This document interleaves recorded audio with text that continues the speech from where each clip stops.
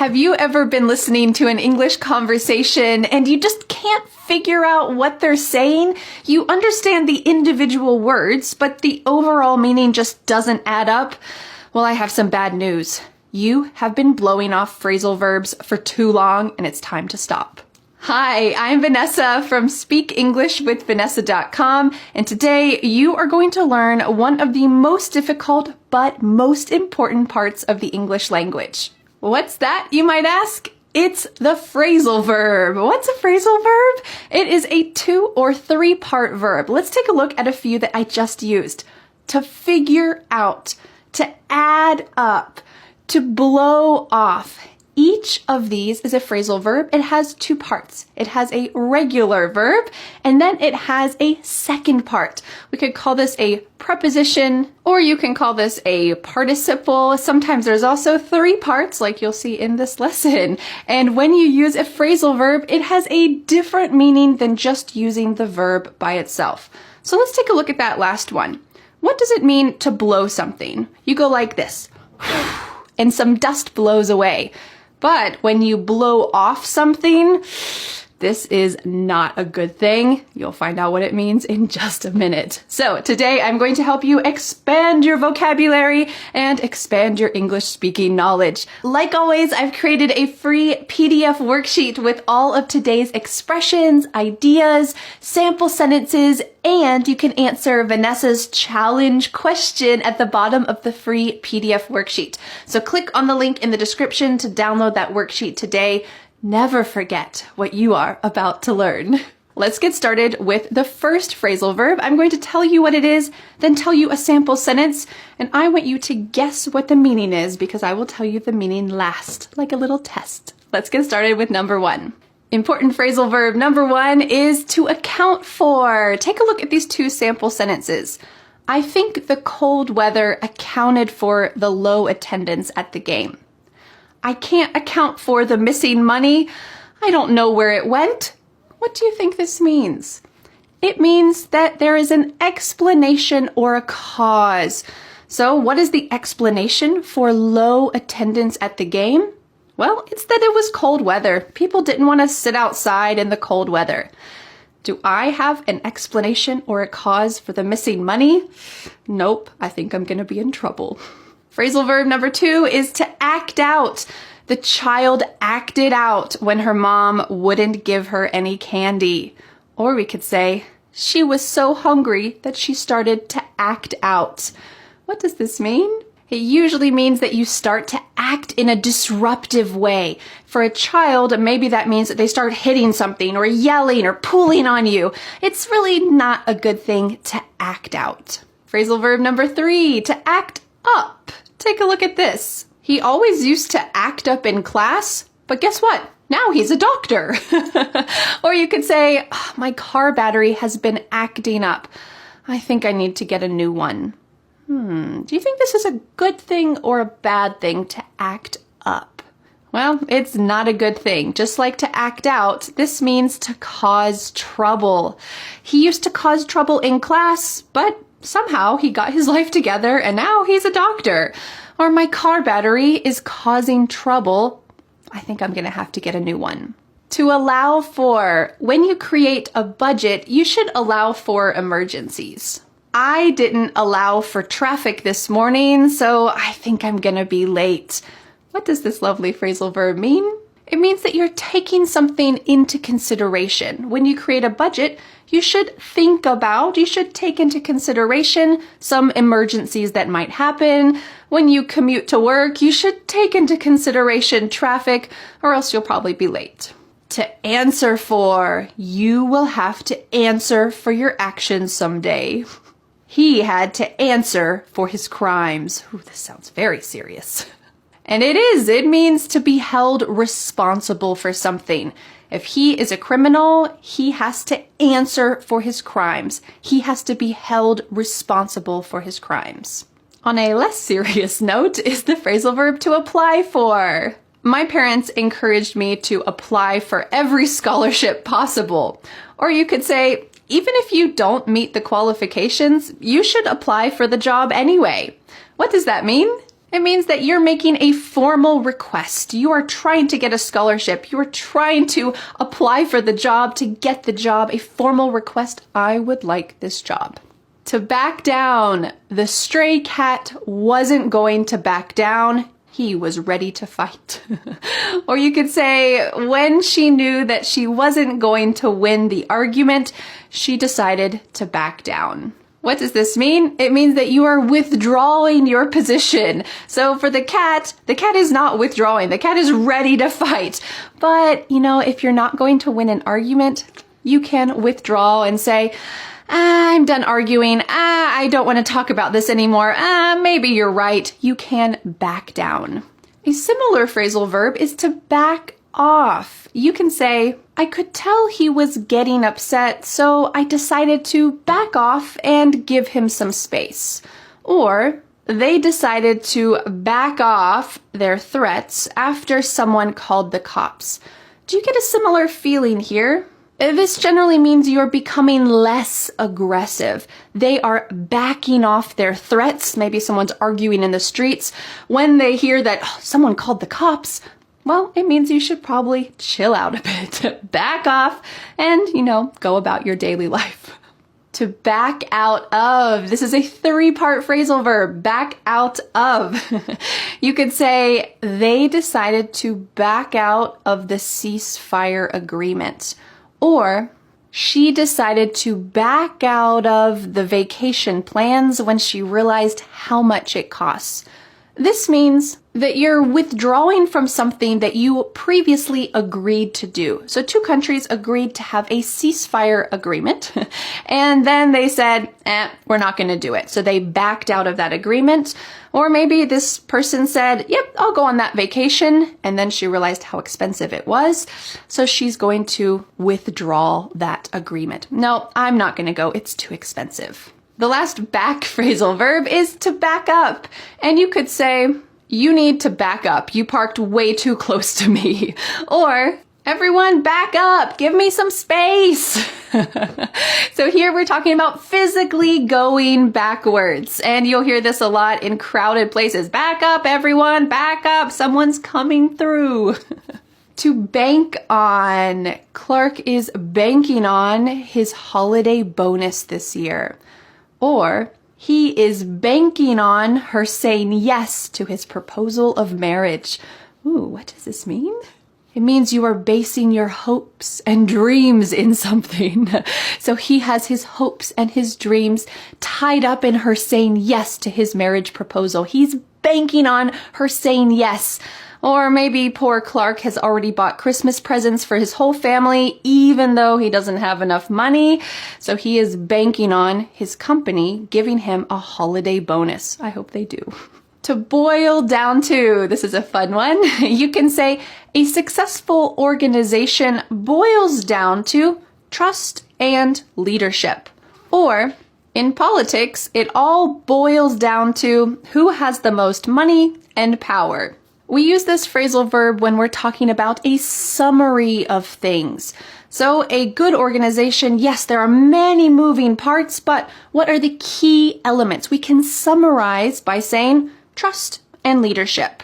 And unfortunately for politics, what is the summary of politics? Money and power. It boils down to those 2 things. To block off. The police had to block off a few streets while they were clearing the wreck.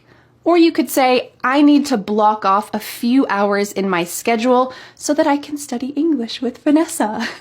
This means that you are separating or closing something. It could be physical, like the street. The police closed the street. Or it could be a little more metaphorical, that you are blocking off. You're separating some time in your schedule. And you say, this is the hour that I will watch Vanessa's phrasal verb lesson. Great. To blow up. Don't blow up at me. I told you this would happen. Or you could say, don't light a match near the gasoline. It'll blow up. One of these is more figurative. One's much more literal. But this means to explode. So yes, if you have a match near gasoline, there will be a big explosion. Do not do this. But we can also use this for people. So in my first sentence, I said, don't blow up at me. This means don't get angry at me. I told you this would happen. To blow off. Do you remember this from the beginning of this lesson?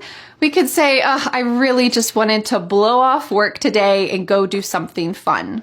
Or she didn't even say hi to me. She just blew me off. So rude. What does this mean? Well, it means that you are ignoring something, usually a responsibility. So it's not a good thing. If you are ignoring your work, you are blowing off your work.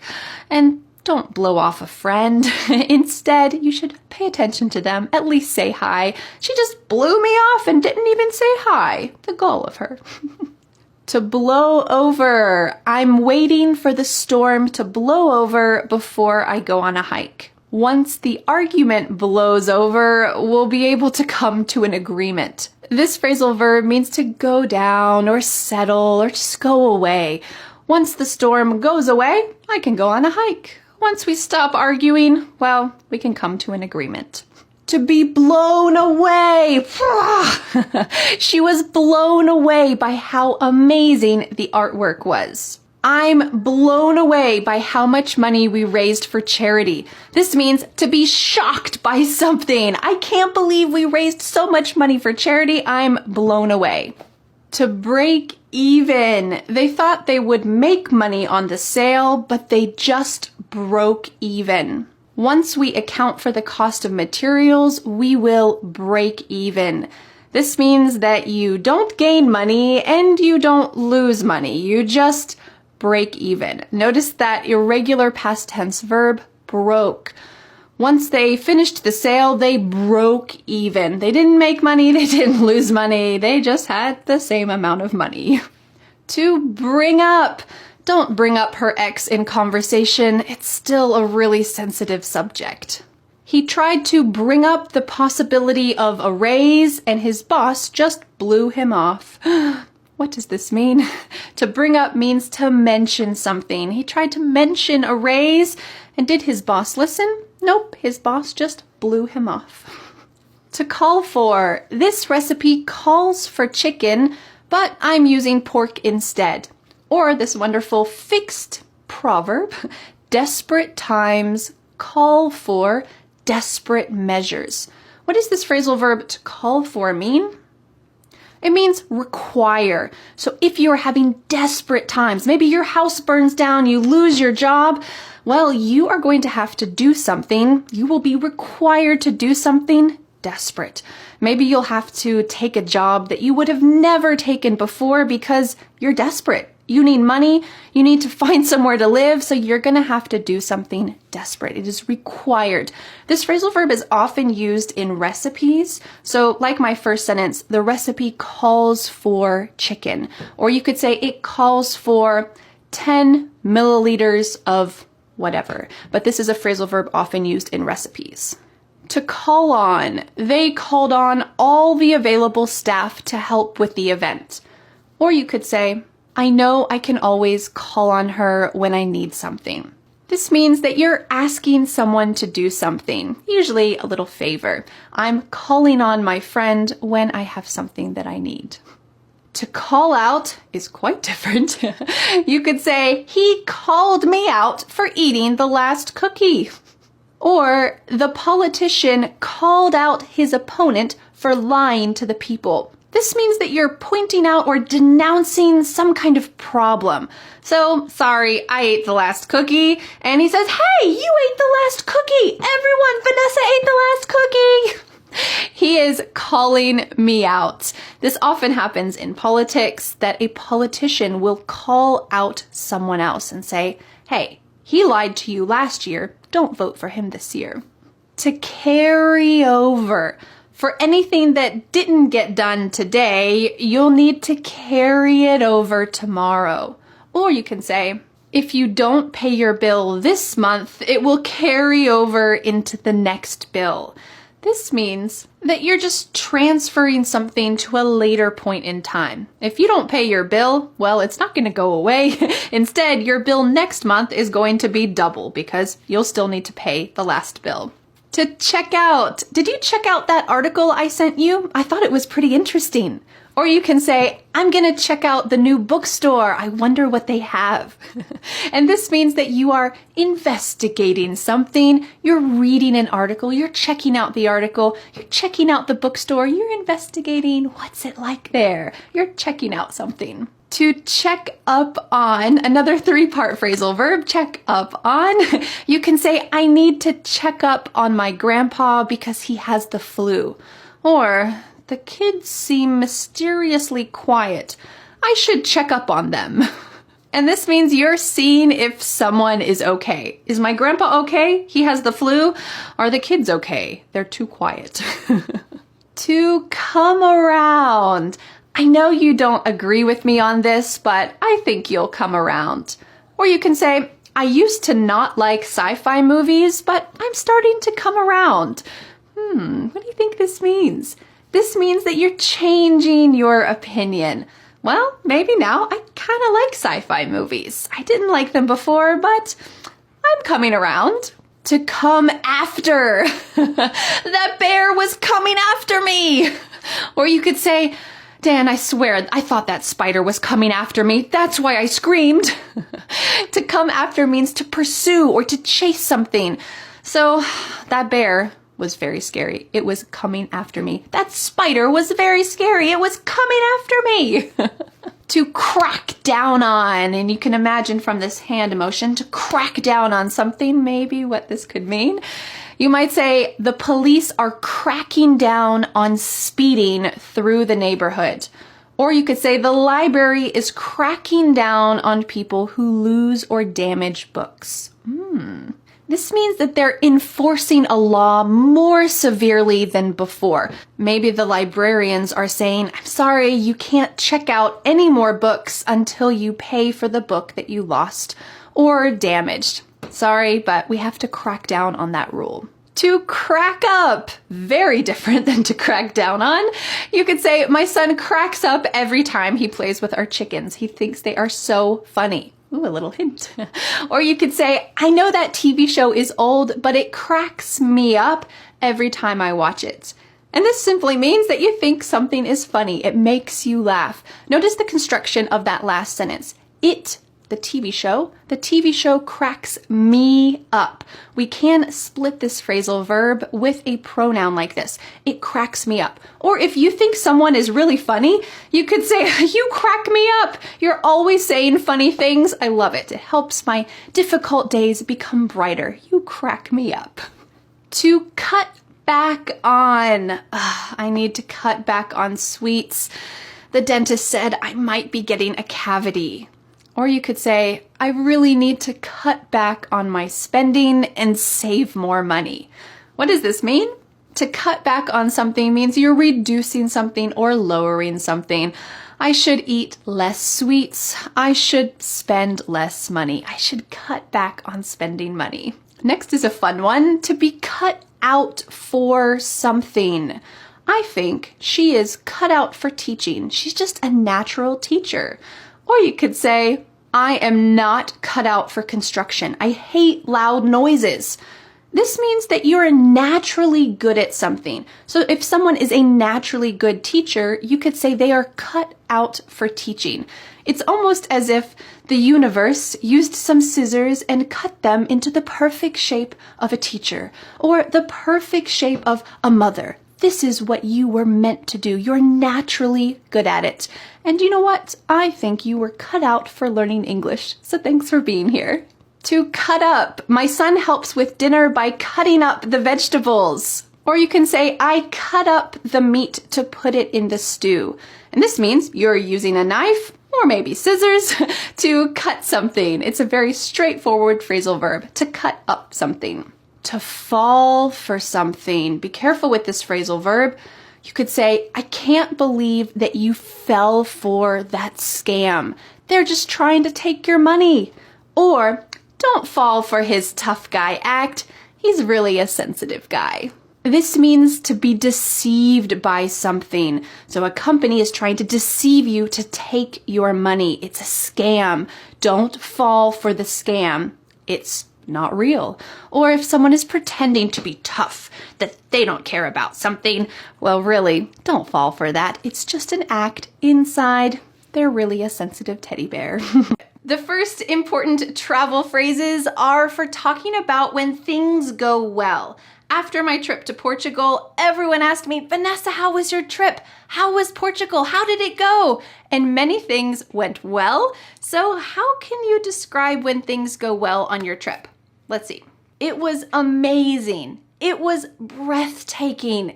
It was exciting. So when my friends asked me about my trip to Portugal, I said, it was amazing to be walking on such historic streets and enjoying such a breathtaking view of the sea. It was really amazing. If you have ever been to Lisbon, then you know exactly what I'm talking about. And when my friends asked me, Vanessa, what did you do in Lisbon? I could say, well, for the first few days, Dan and I just walked around the city and soaked in the atmosphere. This means we didn't have a packed day of activities. We just enjoyed breathing in the fresh air, seeing what kind of atmosphere there was in the city, taking a look at good views, sitting at cafes and people watching. This type of relaxing trip is exactly what I love. Or you could say, we decided to get off the beaten path and visit a small medieval village. This is what we did. And this phrase, to get off the beaten path, means that you're going somewhere that not everybody visits. It's kind of an unusual destination. Maybe it's a small, unknown village that really is breathtaking. And why don't more people go there? I don't know, but you found a special place off the beaten path.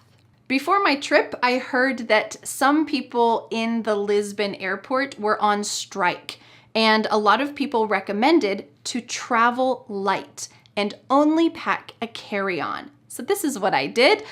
It's not easy for me to pack light or travel light, but I didn't want to have to wait in the airport for long lines while I waited for my baggage to be sent in from the airplane. What about you? Is it natural for you to travel light, or do you usually pack everything in your house? Oftentimes, going on a trip means that you're going to need to prepare in advance. And for me, I have 3 kids, and I have some wonderful in-laws who were able to watch them for an entire week while Dan and I went to Portugal. But I prepared a lot of information for my in-laws before I left.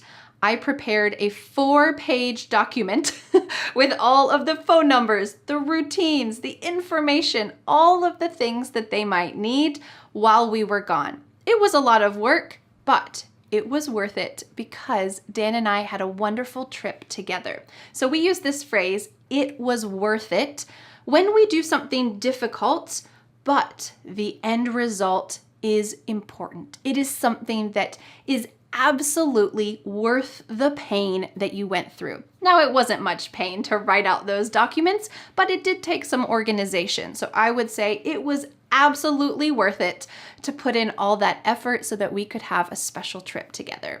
Now, we can use this phrase in the negative sense. When we were in Lisbon, we wanted to visit a famous cathedral, but when we got there, the line was so long that we decided not to go in because when we saw that long line, we realized it was not worth it to wait. Instead, we enjoyed walking along the river and just soaking in the atmosphere. Oh, what a great expression. So here, it was not worth it for us to wait in that line for hours and hours. Instead, we did other things that we enjoyed instead. So you can use this phrase in the positive sense. It was worth it, or it was not worth it. The next 2 phrases are when you've had busy travel days, maybe you've booked some tours, some museum visits, and your body is just ready to take it easy. You want to just sit in a cafe and people watch. You want to just sit on the beach and enjoy the waves crashing in. You want to take it easy. This is something that I enjoy every few days. If I'm on a busy trip, I want to have a day where I just take it easy. Or we could say, I want to have a day where I just go with the flow. I don't have any tours booked. There's nothing specific that I need to do. I have no restaurant reservations. I just want to go with the flow. And sometimes on those days, you see the most amazing things. For example, on my trip to Portugal, Dan and I decided to go a different way back to our hotel. And as we were wandering in the streets, just going with the flow, taking it easy, we heard some music. And right there was the ruins of an old Roman theater, and two musicians were playing in the theater, and lots of people started to gather and watch them. It was amazing. So sometimes when you go with the flow, you see the best things. If you visit a popular destination for the first time, you might want to do some more touristy things, right? So Dan and I decided to book a sailboat tour in the river. This is absolutely a touristy thing to do, but it lived up to the hype. It was beautiful, it was fun, we drank wine while we were on the river, and we got to see Lisbon from the water, which is a very historical way to be able to see the city, as they had a very big maritime history and past. So this was something that absolutely lived up to the hype. This is a similar phrase to "it was worth it." This was something that I'm very glad we did, even though it was touristy. It lived up to the hype. We have two more positive phrases to talk about before we get to some negative expressions to talk about when things didn't go well on your trip. The next positive phrase is to be blown away. In Lisbon, there are beautiful tiles that cover the outside of so many buildings. I was blown away that there were tiles on just normal buildings too. It wasn't just the most important buildings in the city. There were beautiful historical tiles on so many buildings all over the city. I loved the vibrancy and the color. It was such a unique thing to see. Now, this trip to Lisbon wasn't just a pleasure trip, it was also a work trip. I met some wonderful people who also teach languages here on YouTube. Some of those you might have seen last week in my video where I asked all of these teachers to give you a speaking tip. How can you improve your speaking skills? If you would like to hear all of their wonderful tips, you can check out that video here. So because I was getting together with these other wonderful language teachers, we made some unforgettable memories together. I learned a lot about business, I learned a lot about being a teacher, but also I got to connect with these wonderful people and spending long days together, late into the night, just talking about our lives and our work and our passion. This really made it so that we had some unforgettable memories together. All right, what can you say when something bad happens on your trip? How can you talk about what happened? I want to give you some phrases for that. If you want to be very polite about it, you might say, it didn't go as planned. You're not saying, it was terrible. Instead, you're saying, it didn't go as planned. So for example, Dan and I had reservations to see a special type of traditional Portuguese music called fado, and we had reservations to go to a fado restaurant on our first night in Portugal. But when we arrived in Portugal, we were so tired, and the reservations were for 7:30 that night. We knew there was no way we would be awake at 7:30 at night and be able to enjoy this special experience. So we decided to reschedule those reservations and book it for another night. It just didn't go as planned. It wasn't a big deal. We decided to do it another night. But what if something is truly terrible? You might say, it was a nightmare. One time, when my family was about to travel to Costa Rica, I realized that I had bought us tickets to San Jose, California, instead of San Jose, Costa Rica, and our flight was about to leave in 12 hours. This was a nightmare. Absolutely, it was a nightmare. Thankfully, the lovely person on the phone helped us to find other tickets. She was very kind to me, but there were a few hours there that were truly a nightmare. Another polite phrase for negative situations is to run into problems. There were several people on my trip who ran into problems at the airport. Thankfully for us, our airport experience was very smooth. Maybe we arrived at just the right time, but it's very possible to run into problems at the airport. This might mean a long line. This might mean that your baggage had to be checked several times. It's just a simple problem.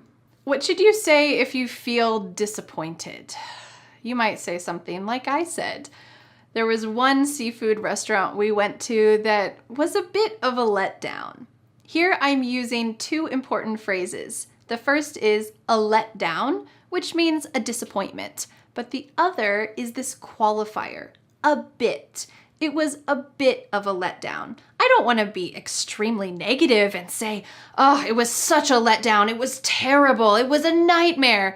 No, the food was still okay, but it didn't live up to the hype, as we just learned. So I might say, yeah, the restaurant was okay, but it was a bit of a letdown. I thought it would be amazing, and it was just okay. Have you ever traveled and paid too much for something because you were a naive tourist? You got ripped off. All over Portugal, and especially in Lisbon on the coast, there are these flashy sardine stores because fresh seafood is a big thing near the coast, and a lot of tourists want to buy sardines to take home. But should you go to those flashy sardine stores? Absolutely not. You are going to get ripped off. Or we could say those stores are a ripoff. Instead, Dan and I decided just to go to a regular grocery store and buy some regular brands of sardines that said made in Portugal. And we brought those home to try. I hope that we didn't get ripped off.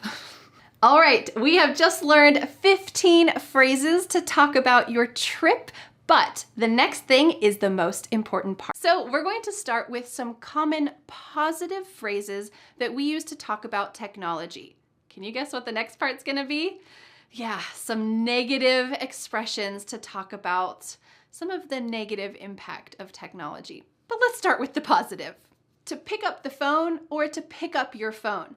I love that I can just pick up the phone and call my sister, even though she lives far away. This is positive, right? In moderation.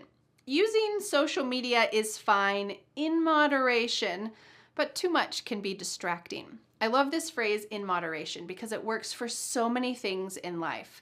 You can treat yourself and eat some chocolate every day.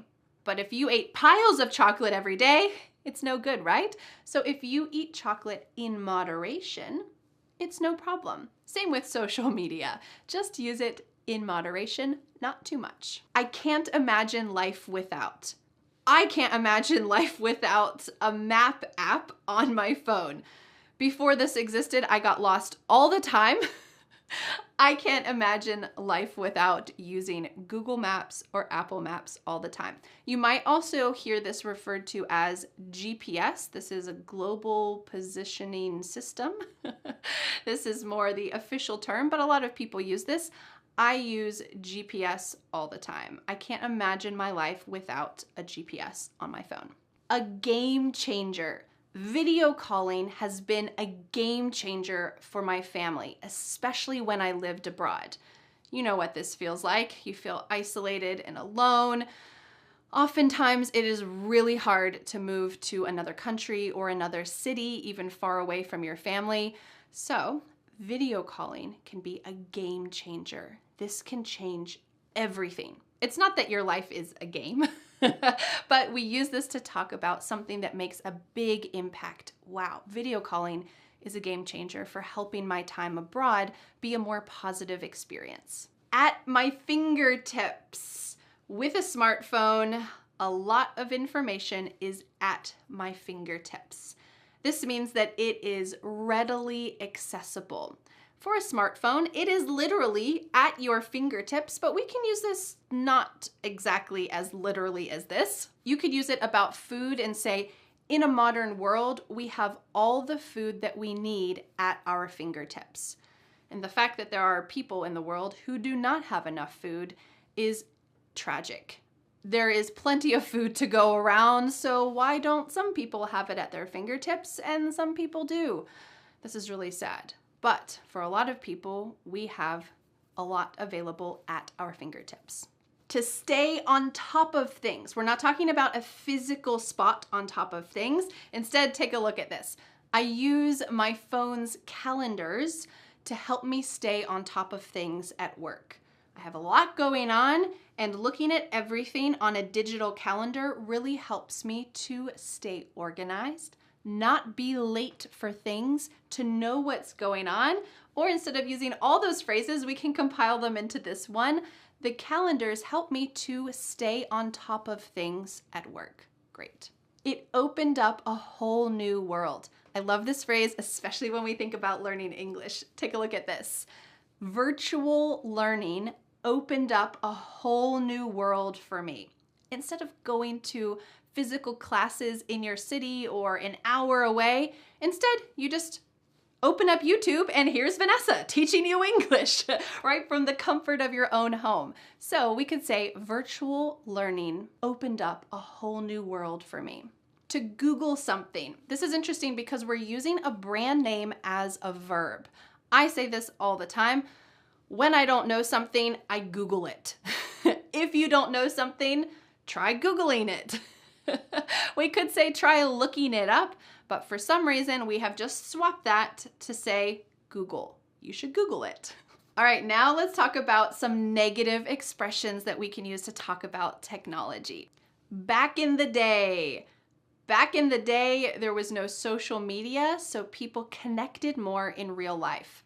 This is a positive thing, right? We should connect more in real life, not in social media. Back in the day refers to a general time that feels far in the past, before there was social media, before there was the internet. We just had to open the door and go talk to our friends and neighbors.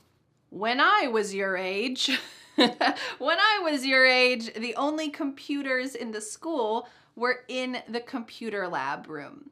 This is true for me. When I was in high school from 2002, 2001, 2, 3, 4, 5, around then, there were no computers in each of the classrooms. Instead, the only computers were in a computer lab. And I'm sure many of you went to school when there were no computers.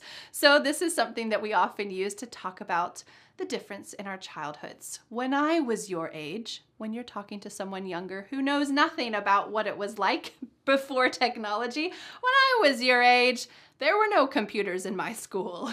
Kids these days, when I was your age, kids played outside all the time, but kids these days just stay inside playing video games. We always use this expression when we are talking about something negative that kids do nowadays. Kids these days, there's a lot of judgment in that voice. Kids these days just stay inside playing video games. They have no idea what it's like to just go outside and play, be bored, have fun in that way, create your own fun. Kids these days. Addicted or addicted to something. I feel like I'm addicted to my phone. Or he realized he was addicted and needed a break from social media. This is the same as a drug addiction, an alcohol addiction. It is very strong, very serious, and it's something that hasn't been studied very much because it's relatively new. It has been studied a bit. We are starting to become wiser about our phones and realize it's easy to become addicted to our phones. Sooner or later, everyone will have to use AI sooner or later. This phrase, sooner or later, has kind of a reluctance feeling about it. Like, I don't want to have to use AI, but I have no choice, and I think that's the way the world's going. Sooner or later, we're going to have to use AI, so maybe I should start learning about it. Sooner or later, everyone will have to. What do you think? There's a time and place. There's a time and place to use your phone, and the dinner table with your family is not that time. This might be a phrase that a parent says to a child. If the child or the teenager, whoever it is looking at their phone at the dinner table, You can say, well, there's a time and place to use your phone, but it's not here. You're acknowledging this is a useful device, but not here. There's a time and place. Maybe it's while you're studying, while you're contacting your friends, doing other things, but not here at the dinner table. I wouldn't be surprised if the next generation is a lot different than previous generations due to their tech use. A lot of people who are in their 20s and below grew up with a level of technology that the rest of us never had when we were kids. So I wouldn't be surprised if they are remarkably different than the rest of us due to technology. Information overload. Social media can cause you to have information overload because there is something new going on all the time. This is a problem, right? If you need to give yourself a break from information overload, close your phone, close your computer, go step outside. And our final negative expression about tech is I catch myself. I catch myself looking at my phone more than I should. Sometimes I tell myself, it's just to see what time it is. It's just to see if my sister messaged me back. But I catch myself, I shouldn't pick up my phone so much. But it's hard, right? I catch myself looking at my phone more than I should. All right, now that you have heard all of those positive and negative expressions about technology, we're going to take a look at a sample conversation between my husband and I. We're going to use a lot of these phrases. Listen carefully because after this, you are going to have a chance to speak with me about technology. You can use these phrases yourself. American English phrase and pronunciation point. Have you ever been looking at social media and you thought, the grass is always greener on the other side, and then you realized, maybe the grass isn't always greener on the other side. There's probably some hidden costs to all of these wonderful things that you're seeing online. And that's really the truth. Social media is not real. So this common phrase, the grass isn't always greener on the other side, means that the other person's life or something that you're not experiencing always looks better than what you currently have. But in reality, that's not really true. If you get to that other place, if you do that other thing, it's not always the paradise that you expect. So let's break down this pronunciation so that you can use this phrase and say it clearly. The grass isn't always greener on the other side. Do you hear the sound that I emphasized? This is the R sound, or in American English, we often call this the colored R because it's very strong. Listen to it when I say the word grass. Grass. Does this remind you of an angry dog? Grrr, grrr. And this is a way to have the American English R sound. Can you say it with me? The grass, the grass. Let's add the rest of this phrase.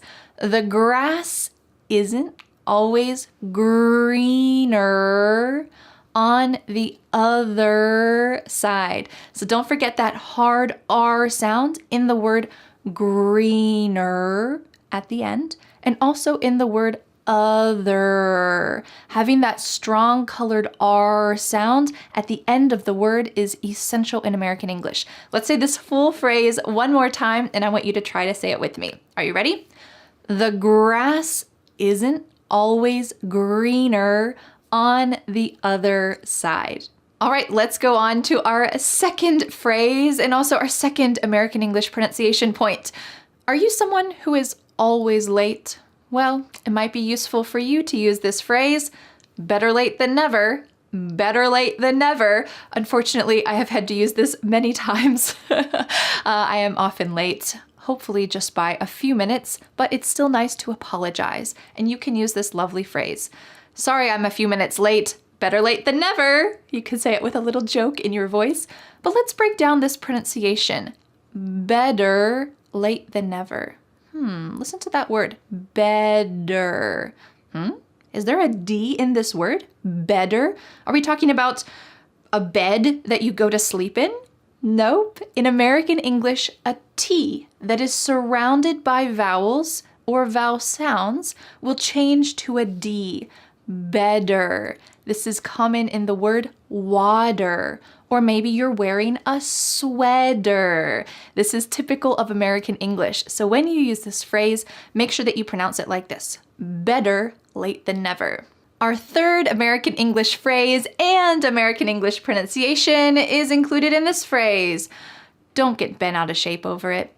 Don't get bent out of shape over it. What's happening here?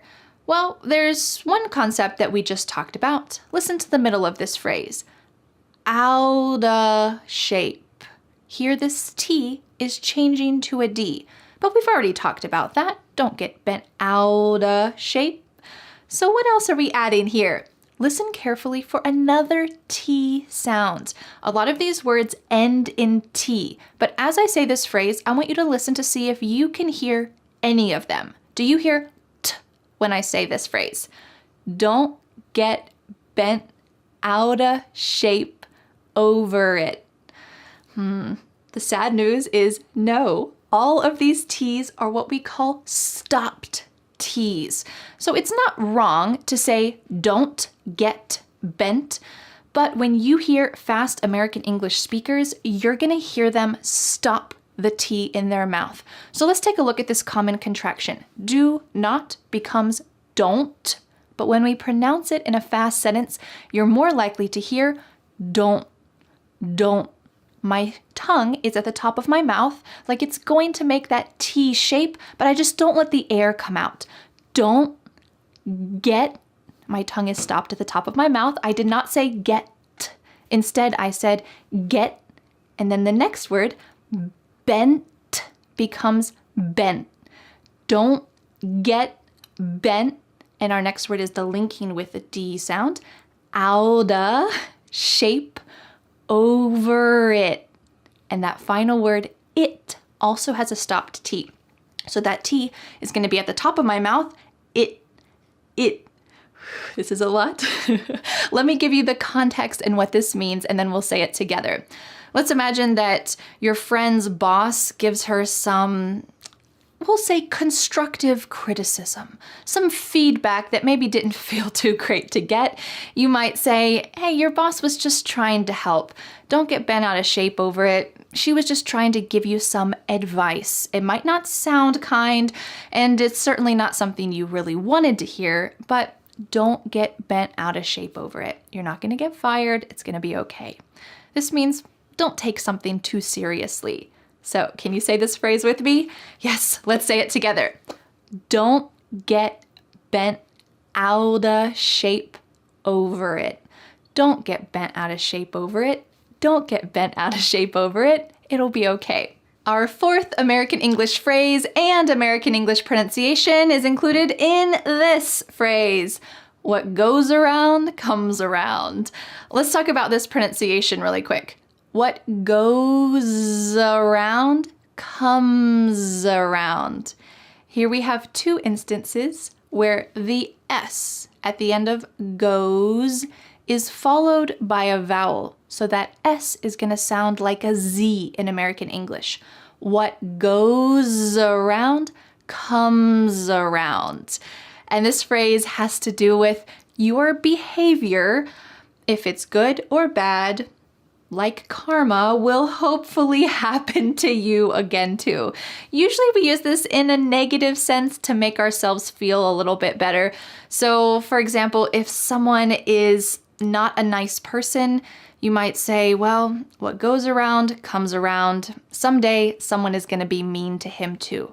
Or if one of your coworkers gets fired because they're always late, you might say, well, what goes around comes around. He didn't respect his job and this business. He was always late, so he got fired. His own actions ended up affecting him. You can use this with positive things like, I'm always nice to my friends, and when I need them, they also care for me. We could say what goes around comes around because your behavior is coming back to you, but it's more likely used in a negative situation. Bad behavior will come back to haunt you someday. So let's try to say this phrase together with the S changing to a Z so that you can use it clearly and accurately in conversations. Are you ready? What goes around comes around. What goes around comes around. Great work. Our final American English phrase and American English pronunciation point is this phrase. We'll cross that bridge when we get there. We'll cross that bridge when we get there. Does this phrase exist in your language? I feel like this is kind of an international idea, that you're dealing with a problem and you know that some other problems might come in the future, but you don't want to think about them now. We'll cross that bridge when we get there. Let's focus on our current problems instead. Well, let's take a look at this pronunciation, especially that first word. We'll cross that bridge when we get there. You can say this contraction very clearly. We'll. We plus will is we'll. But in fast American English, we often reduce this in a relaxed way, and we say wool, wool. This is similar to these other contractions as well, like you'll, you'll. Instead of saying you will, we say you'll, you'll. And same as we will, wool. So could you say this with me? We'll cross that bridge when we get there. For my family, we raised 7 baby chicks, and we knew that having adult chickens would be a lot of work, but we kind of just said, we'll cross that bridge when we get there. Let's enjoy these baby chicks while we have them. We'll cross that bridge when we get there. Let's say it all together. We'll cross that bridge when we get there. We'll cross that bridge when we get there. Great.